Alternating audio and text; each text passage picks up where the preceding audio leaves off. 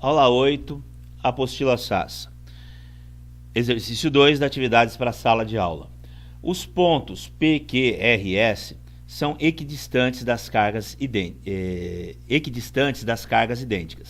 em módulo, localizadas nos vértices de cada figura ao lado. Sobre os potenciais elétricos resultantes, é correto afirmar que... Bom, nós temos aí as 5 alternativas. Vamos analisar aqui as figuras, não é isso? E chegar ao resultado aqui, concluir o que acontece. Nós temos que lembrar, gente, que o potencial, né? Nós temos que lembrar aqui que o potencial, ele é escalar, né?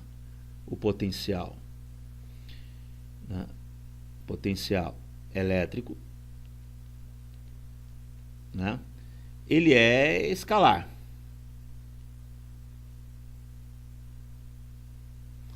Tá certo, gente?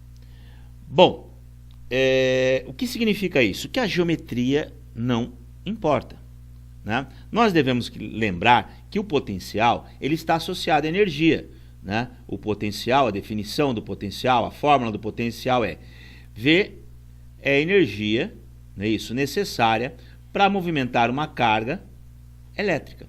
E a energia ela é escalar, tá certo? Bom, aqui ele diz, tá certo, que as cargas elas estão equidistantes ao ponto P, né? Então eles têm o que aqui? A mesma distância. Então se eu tenho aqui um potencial, vamos dizer aqui, eu tenho que essa carga gera 1 volt no ponto P. No caso, menos 1 volt. Certo? Só para ajudar a gente a raciocinar. Então, essa carga também vai gerar menos 1 volt. Tá certo? Né? Essa outra carga também vai gerar menos 1 volt. Então, nesse ponto P, né, eu terei o quê? Eu terei menos 3 volts. Então, aqui o meu potencial não é zero. Tá certo? Né? Da onde eu tirei esse 1 volt? Chute. Né? Só para a gente entender o que está acontecendo. A distância é a mesma, então o potencial será o mesmo, tá certo? Lembrando, né, que a fórmula do potencial em um ponto é KQ dividido pela distância, certinho? Chutei esse valor, obtive isso aqui. Vamos ver aqui para essa configuração. Vamos chutar aqui um valor de 1 volt também, só que agora é positivo. Então eu tenho 1 volt no ponto Q, mais 1 volt no ponto Q, mais 1 volt no ponto Q. Então, no ponto Q, a 3 volts. Tá certo? Então, aqui também não é nulo. Tá certo? Aqui. Vamos dizer que essas cargas são iguais, mas com sinais diferentes. Então, a distância aqui é a mesma e a distância aqui é a mesma. Então, se eu tenho menos 1 volt aqui, chutando, eu vou ter mais 1 volt aqui. Tá certo? Bom, então, se eu tenho 1 volt aqui e menos 1 volt aqui, eu vou ter zero.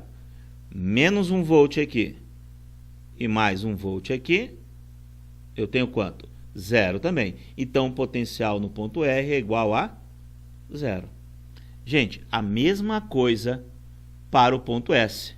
Se há 1 volt, menos 1 volt aqui e eu tenho 1 volt aqui, tá certo? No ponto S, eu teria o quê? Teria zero, né? Potencial no ponto S é igual a zero, porque aqui também vai ser mais 1 volt e aqui menos 1 volt.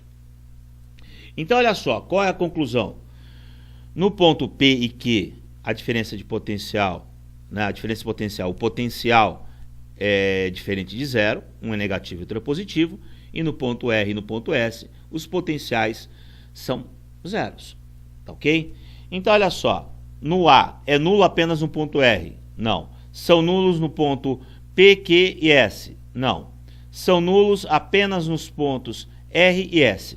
Essa é a alternativa verdadeira. Essa é a alternativa correta. Tá ok, gente?